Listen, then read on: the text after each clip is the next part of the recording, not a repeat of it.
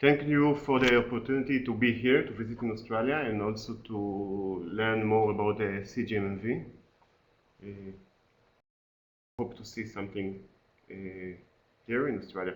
So the title of the topic is dealing with CGMMV, because this is what it is to deal with the viral disease. And just want to say that CGMMV belong to the tobamoviruses, so they are transmitted by any kind of mechanical means. They can preserve on the seeds. In the literature, it was reported that they preserve only on the seed surface, but now we have some information that maybe it's not the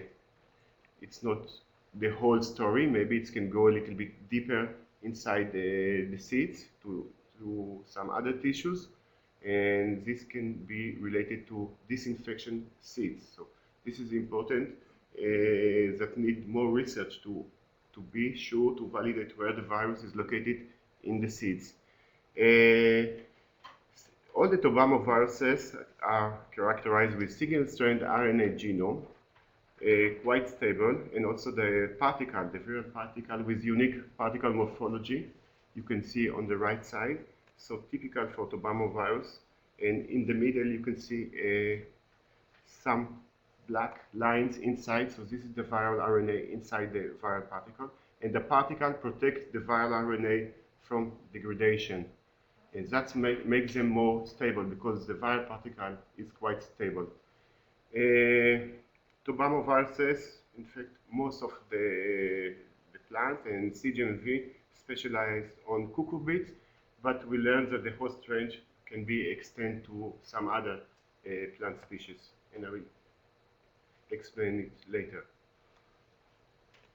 So I will start with the typical symptoms. So how they appear in a cucumber.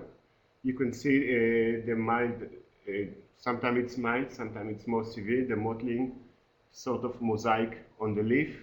And on the right side, you can see the symptoms on the fruit. But these symptoms on the cucumber fruit are quite unique, and not always we can see the symptomatic fruit. The leaf symptoms are more common. In melon, it's something else, quite different. The symptoms start on the leaf. For some cultivar, the symptom can be disappear, and then you can see the symptoms disappear from the leaf, and then you can see the symptom on the fruits, the mottling symptom on the fruit, and the networking on the fruit is not uniform well. For adult plants, you can see the symptoms on the leaf only on the upper part of the plant. In watermelon, it's more complicated. For some years, we didn't see any kind of symptoms on the leaf. And then, in 2013, with the other strain of the virus, we saw some mottling symptoms on the leaf. But always, we saw the symptoms on the fruit, and it was this necrotic lesions on the stem and on the peduncle.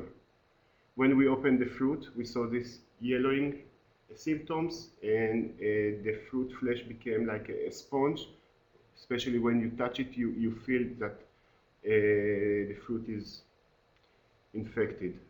At the beginning, people think that maybe it can be effect of bacteria or something else, and then we start to work on this symptomatic fruit, and we realize that it's the CGMMV. So, just overview on CGMMV. So, the disease is quite old. It reported in the UK during the 1935. So this disease is almost 80 years old, and it's still relevant in our days. And this is quite amazing. This is one of the first viruses that been studied. The first one was TMV, and after the other, that is also a tobamovirus. TMV, tobacco mosaic, is the type member of the tobamoviruses. And CGMMV is also quite old disease. So it's reported to be in Taiwan, 1985, in Israel, in the wild screwing cucumber, Ecbalium elaterium. It's a wild plant, So it's reported during the 1990s, and also a little bit in the melon, but only in one location. And then the disease stopped, and we didn't hear from that until the 2007-2008. In Japan, reported in 91, after in Spain, Greece, Myanmar, and Iran, and it's moved to the second wave of the disease, and this is what is more relevant to our day. So it's in India, 2014, Canada, Korea in the white plant, US, it started also quite new emergence of the disease, and also in Thailand.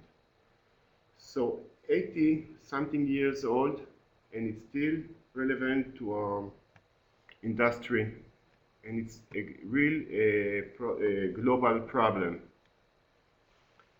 So in Israel, it started in 2007 in cucumber.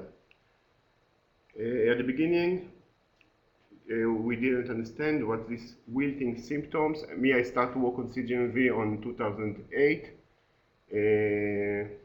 and then we start to characterize the disease. So what you can see here in the picture is that in extremely hot temperature, above 35 degrees Celsius, you can see the collapsing of the plant.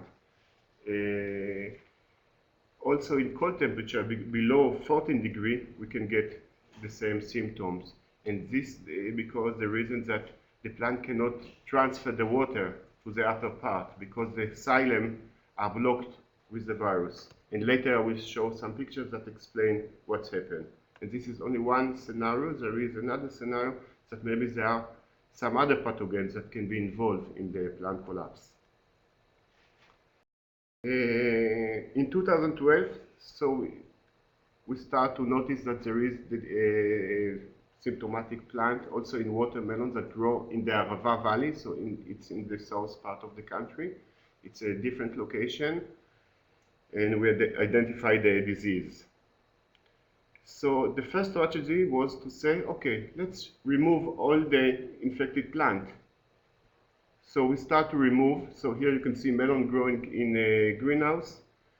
We start to remove all the infected plant, and that's what's happened. Then we realize that maybe we've been a little bit too slow, and this is not the right strategy. You see that, and also the other plants that left, they start to develop symptoms 1 week after. So it means that in this strategy, we didn't succeed to block the disease spread. 2012, it started also in the watermelon across the country, and we identified the beginning of the disease. And also we start to think if we can remove the infected plant, maybe we can stop the disease from spread. And we failed here also because the lines that were the tractor drive during the spray with the chemical spray for the field. So all the lines were infected. The rest of part of the field were a little bit better. So during this, we realized the symptoms with the necrotic lesion, and we had the farmer not to market symptomatic infected fruit, because when they market bad quality, then the truck returned back to the farmer, and the supermarket didn't want this product. So this affects the farmer, and then they realize that it's better for them to leave the infected fruit in field and not to market them. And this with the necrotic symptoms on the stem and the peduncles. At the beginning, they didn't trust this, but after they open enough watermelon fruit, they realize that they don't have any other alternative. 2013, something else happened in Israel, and 40% of our open field watermelon been infected, and it's been like catastrophic in the country. And we are lucky that we have this kind of government insurance that pay back the farmer the money just for the cost, like that they can grow again for the next year. The bad scenario in this is that we didn't realize that to get the insurance money, the farmer need to destroy all the field. And what you see here, they need to smash all the fruits and not to market them. And by that, they basically infect the soil and infect the wild plant population. And we don't know yet what is the outcome from this process. So now we start to learn the spreading of the disease also in the wild plant flora. 2014-2016 in Israel we launched a sort of CGMMV initiative with several committees, and the money came from the government, from the chief scientist, and also from the farmer, from the plant production marketing board. So I'm the coordinator of this project, and there are 7 labs that work in this. This year we finished the first year, and I hope that next time I can come with more data related to the other group. I'm just going to present the research goal and the objective.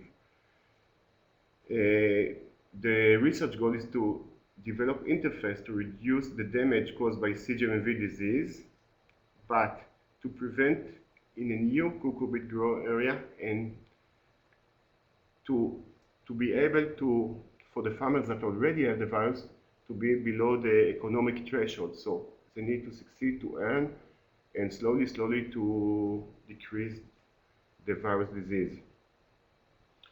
But the objective is to use an absolutely virus-free seeds lot, and that it means that any kind of contaminated seeds will be eliminated and we will not use them, even if the company claims that the seeds are treated with any kind of treatment for seeds, because until now we didn't find any efficient treatment. And in the literature there are reports that some treatments are valid, but we didn't succeed to confirm them, and until we succeed, we decide not to use any kind of positive CGMMV seed lots. I'm going to run it quite fast about different projects that in the initiative. But the first, this is more basic research, is to learn what's happened in the seeds. So, and for that we need to understand all the fertilization process and to follow the seeds through the pollen up to the seeds. So this is one part of the project. The second part is to develop more reliable tools for diagnostic in order to be sure that we can catch all the contaminated seeds and to block them from being produced in the country. Another part is a survey across the country to monitor the disease and also to revise the protocol of growing cucurbits, because we grow in structure, and this is very intensive, with very intensive agrotechnic activity. And for that, we need to be sure that the plants are healthy before they do any kind of agrotechnic work. Another part is to screen for resistant rootstock, because we use grafted plant, and resistant rootstock can give some confidence when the infection goes through the soil. So it's help only if the soil is contaminated. It will not protect the scion, but it will protect any kind of infection through the soil.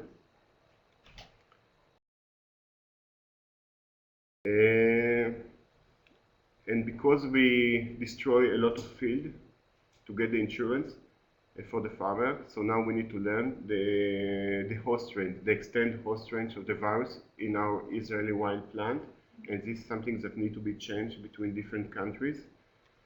Another part is the nursery, because we are using grafted plants, and the plant, so there are some cutting process to graft the plant, and also the trays.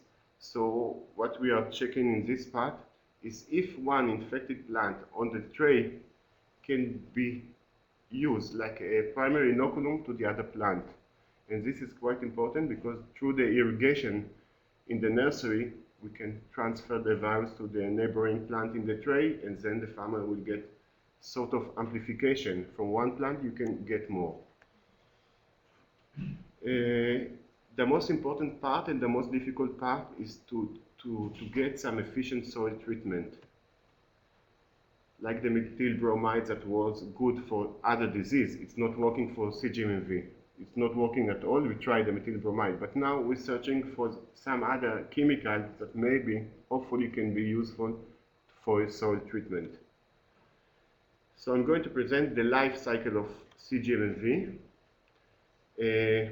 as we saw it here, and there are some important parts. So the first part is the seeds. We give it the most high priority to block the introduction of new contaminated seeds lot in the country. After the nursery part, we need to validate that all the seedlings are clean from the virus, and we believe that if we stop the virus from the seed step and then in the nursery step and slowly try to apply some technical to treat the soil, because we realize that the farmer, they spread the virus, but they cannot do a lot of effort to minimize it, even when we advise and help them. So we understand that because they deal with massive amount of plant, so we need to block the disease before it goes to the farmer. And this is the strategy to slowly decrease the virus in the country. So I'm going to show you some survey in structure, because this is the worst scenario, and after, when we're dealing in open field, it will be easier. Because cucumber grow in Israel in structure a 3 growing cycle a year. It means that usually they replace the plant and wait 2 to 3 up to 1 month. This is the maximum, and then they plant it again. So there is no interval time. So this is survey in 3 different greenhouses for cucumber. So at the beginning, A, B, and C. So at the beginning, we saw only few sources of infection. So between 4 to 5 infected plant, 14 to 21 days post-planting. Then, 1 week after, you can see the spreading of the disease. And another week, so this is in the tree structure. Because in structure, it's run fast, because there are a lot of agro-techniques work. And then you can see in the next week, most of the plant in the greenhouse are infected. And since they are growing 3 cycles a year, so it's very complicated to deal with this kind of disease, especially because it's Tobacco virus that transmit quite efficient. So the secondary spread, we realize that we don't have all the tools to block it, but slowly we develop some techniques that help us. Something that can be interesting. So you see, we identified this is a block of plant neutralized cucumber in a structure. So you can see in the flag. So this is symptomatic plant. 41 days post planting. So we succeed to distinguish, to identify the symptom, and we collect the plant. But we collect sample from the neighboring plant. And what we realize that the neighboring plant are already infected, and this is also too late. If you remember the pictures that with the melon in the greenhouse, that the farmer took out all the infected plant, but then it didn't. So most of the plant, or most of the greenhouse were empty. So here we realize that 40 days is too late, because they start the sterilizing process. You can see on the right side the rope. So it means they need to touch and sterilize the plant. So this is the real secondary spread. The workers, they touch the plant and try to build it around the rope. And here is the massive spread of the disease. And here it's a video, but it will not work here, that explain the process. After I can show it. Also, gloves, with gloves, without gloves. So the farmer, the worker, everyone use what he liked. But we found that the middle one on the top, the whole gloves, the wool, so they are the worst, because all the plant phloem stuck in the gloves, and after they can also it scratch more efficient the plant and transfer the virus more efficiently. Latex, nitrile gloves, This is the most recommended because they can disinfect the gloves from time to time. So some experiments that really illustrate how the virus can be transferred so efficient. So 10 different experiments, a serial of 10 plants. So it starts from the top. Number 1 here, and then you touch, squeeze with the tip of the finger one infected plant. And then in serial transmission, you squeeze 10 different plants. And this is one experiment, 2 up to 10 different experiments. And what we understand is that if you touch in one infected plant and you touch it like that, you are able to transfer the virus at least to 5 plants, at least. We've been careful, so we say at least, and most of the time it's more. Another thing that we realize that in the guttation fluid, so the virus, we can purify it from infected plant, we can purify the virus, the particle, and also to identify the genome in this guttation fluid. So if early in the morning the farmer go into the greenhouse and they touch with the clothes, with the body, and spread it. So we know that this fluid can be also able to infect some other plant. So we check if there is any difference between wet plant versus a dry plant. So we did this kind of mechanical transmission.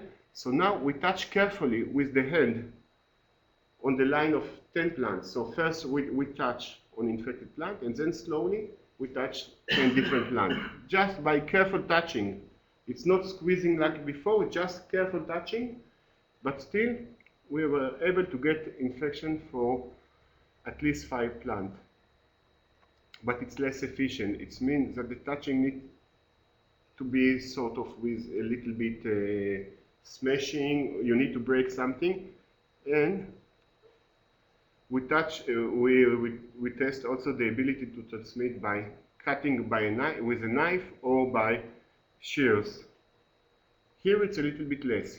You cut one infected leaf, and then in serial cutting to cut 10 different plants. So here you can see a summary of 10 different repeats with a knife or with the shears. Both are able to transmit the virus to healthy plant. The transmission is a little bit less, so at least 3 plants. But it means that any kind of cutting can be used to transfer the virus to neighboring plant. So we wanted to understand why the virus is so highly transmitted.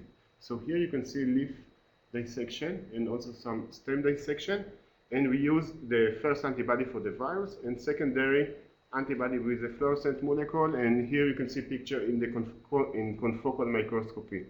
So the more green, the more subunit of the core protein. So here you can see the xylem that is full of virus, and this can be related to the plant that collapsed in the beginning with the first pictures, the collapsing plant, because all the xylem is full of core protein subunits, and it's here. The tendril are here. Here you can see broken tendril, and also with the virus. It means if you broke the tendril, trichomes, the trichomes are here also with the virus. So it's enough that by touching you break a trichomes, and then slowly you take the plant phloem in your hand, in your gloves, and then you are able to transfer the virus to neighboring plant. We check also if the virus is preserved in soil, and here you can see a new planting of cucumber. We collect samples from different locations in the greenhouse, and for some we found a lot of virus particles. Here you can see picture in electron microscopy. In some other there are less virus particles, but still we don't know the efficient number of how many particles required to infect a plant. So this is something that we still need to calibrate and to know. If 10 up to 50 particles is not enough, and if you have 100, maybe you can get infection. So we are still working to get this correct number, how many particles are required. Here is a summary of the mechanical transmission, what I showed before, with the knife, with the shears, and by hands. We collect contaminated soil from different locations, make a pool, and plant a seedling on this soil. And we found that we succeed to get 8 out of 708 plants. So only 8 infected plants. So basically we say that the ratio is 1 out of 100, something like that, to be on the safe side. So this transmission rate is not so high, but it's one plant. But if we go back to the survey in the cucumber greenhouses, so you see that you start with 4 or 5 plants, and then after a few weeks you can get 100% infection in your greenhouse. So any beginning of contamination is just the beginning, and it's better to eliminate, even if the numbers are not so high. The most surprising part is the transmission through seeds. So only 1 infected out of 1,100 seeds. So seed transmission is not so efficient, but at the end, it can be generate the first or the second or 1 or 2 plants that infected, and after it's just mechanical. So even if it's not so efficient, still this is the way the virus is spread between countries, and this is something that we need to block. But even if this is the low transmission rate. So now we move to the applied part, and we try to develop some tools just to reduce CGMMV primary inoculum, because the primary inoculum is the key. If you reduce the primary inoculum, then the secondary spread will not play any kind of role in the transmission. So contaminated seeds, we say that it's 1 out of 1,100. So the common diagnostic techniques. So of course the serology test, the ELISA based on antibody, specific antibody for the virus. The serology test can detect only subunit of the code protein. It doesn't mean that the virus is complete. It doesn't mean the virus can be infectious. So the ELISA can detect only subunit of code protein. The RT-PCR, the common method, amplified small fragment in the genome. Doesn't mean anything about the infection potential of the virus. And then electron microscopy, of course it's good, but it's not something that we can deal it in the routine. So we see that the particle is complete. So the most reliable techniques are the biological assay, and this is something that starts to be developed, and also long distance amplification to amplify the complete genome of the virus. Different antibody, a commercial kit, react differently with different strain of the virus, and we check 3 different anti-sera commercial kit, and we find that 2 of them working well against the strains that we have of the virus, and 1 commercial antibody didn't work at all. But this is something that in each country need to be calibrated, because there are several strains and with different immunoreactivity. Something that need to be calibrated is also the test plants that can be used. Nicotiana bentamiana, it's good for our Israeli strain, but I heard that some strains are not able to infect Nicotiana bentamiana. Melon and cucumber, of course, they are a good candidate. The advantage using of Nicotiana bentamiana, the tobacco, that is the fast symptom. The symptom develop something between 4 to 5, 6 days. And this is the reason why we prefer to use the Nicotiana bentamiana as a test plant. Cucumber and melon require longer time, and if it's something that related to diagnostic, you need to get fast results. What's happening in the seed? So we understand that based on the literature, and what we did, that most of the virus is in the seed coat. And here you can see on the left side that the green fluorescent on infected plant, it's on the seed coat. So we remove the seed coat, and then we check some internal part, and we found that you can see the fluorescent on the right side. So also the endosperm envelope hold the virus. So this means something, that all the chemical commitment need to go in to the endosperm envelope, and it's not so easy. And the second question is if the virus can go deeper to the embryo, and then it means that there is no chance to disinfect. So until now, we didn't succeed to find the virus deeper than the endosperm envelope. Here you can see more picture, seed coat on the left, full of virus particle. We tried the treatment, the commercial treatment, the 3-sodium phosphate, 10% TSP, 1 hour, half an hour, 1.5 hours, and also the heat treatment, the 72 degree for 72 hours, and also the combination of the two treatments. So here you can see that after the treatment, still we are able to detect the virus. It's not in the outside part, it's a little bit inside. You can see that it's in the endosperm, and this is after the treatment. And also the seeds, we succeed to purify the virus from the seeds and to infect test plant, and also to validate by ELISA and RT-PCR and this electron and confocal microscopy.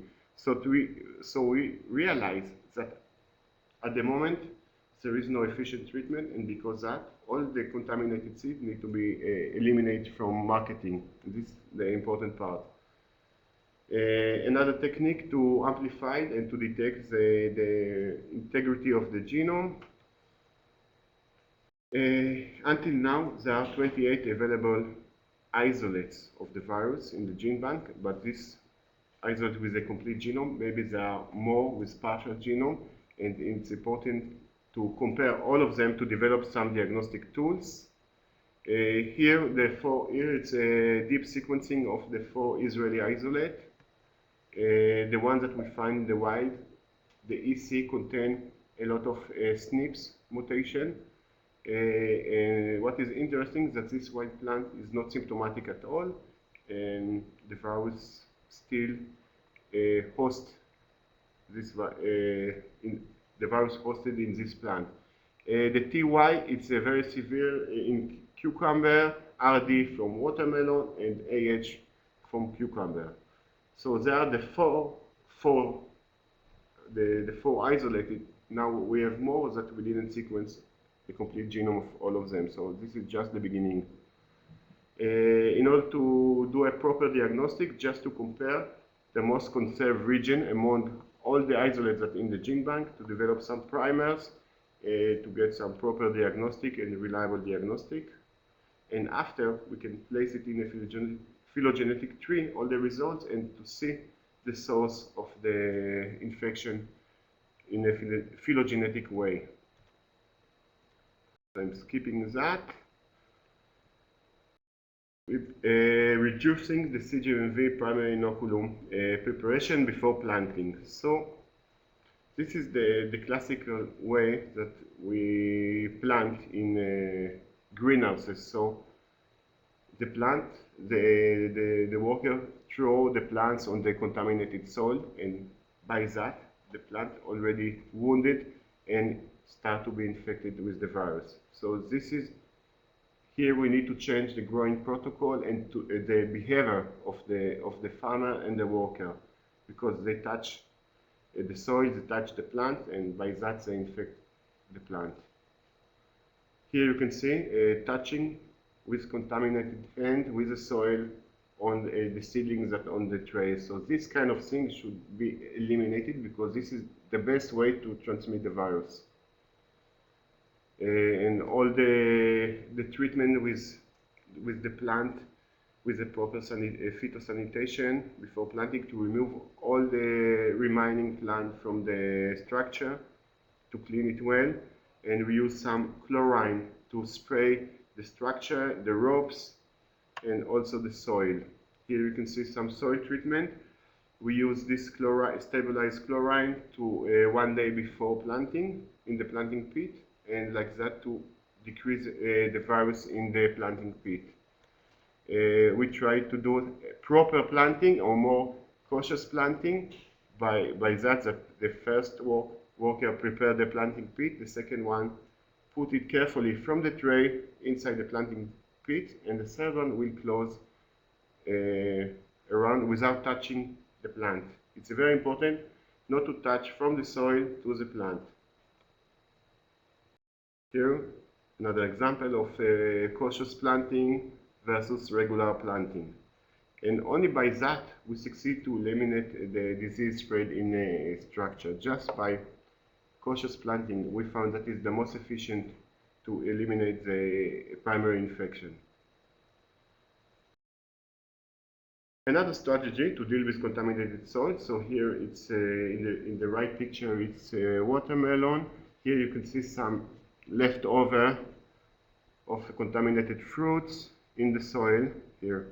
But still, here the farmer used the strategy of intermediate medium. We put a compost in the planting pit, and like that, the seedling, when you remove from the tray, so there are wounds in the roots, and when we plant the wounded roots inside the contaminated soil, the plant will be infected. So in order to protect the wounded roots, so we put them inside the compost that in the planting pit, and after a few days the roots recover, and like that we succeed to protect the plant. So this is one strategy, but it's a lot of work. We need to put the compost inside each planting pit. Another strategy is the early identification and removal. So we do a lot of monitoring in order to identify the primary infected plant and to remove them before performing any kind of agri-techniques work. So to identify the infected plant, and here it's a summary of some of the results. So IR1, it's identification and removing. So after 28 days we remove 2 plants, after 33 days we remove 20, up to 60 days. So in total we remove 31 up to something between 20 to 33 plants. So this is a summary in 9 different structures. So for the farmer to remove something like 30 plants out of 1,500, in each structure it's 1,500 plants, it's nothing, and it's better to remove the infected plant before performing any kind of work. So this is the first strategy, identification and removing. First, so I made a mistake. So the first one is the intermediate medium, and the second one is identification and removing with intermediate medium, and this is the most efficient. If we combine these two strategies, intermediate medium and early identification and removing the infected plant, we succeed to decrease the disease, and we identified less symptomatic plants. So here are the numbers when we combine the two treatments. Another option is to use a resistant or tolerant rootstock. So you can see that on the left side, here it's in grafted cucumber. When it's moved, you can see that in the same structure, the resistant rootstock succeed to support the scion, the sensitive scion, and the plant looks okay, even that at the end all the plants are infected on the left side, but still they are not collapsing. And this because the rootstock, the resistant one or the tolerant one, support the plant. So this is something that start to work in cucumber, and now we start to screen for watermelon and melon, and we have some resistant rootstock. Another thing that need to be considered is the wild plant, and here you can see in the picture the screening cucumber, and maybe everything started in Israel during the 1990 in this plant, but after we got a different strain of the virus. But this is the wild plant that hosts naturally the virus in Israel, and here you can see that contaminated fruit mixed with the wild population of plants, and now we are learning the host range of the virus in our wild plant population. So here it's some more pictures, and also in structure we can see that in greenhouses there are some wild plants that need to be treated before planting a new plant. Some picture of the wild plants that we have in Israel. I'm not sure that you have something similar here in Australia, but they host the virus and they are able to infect some other plant. Thank you.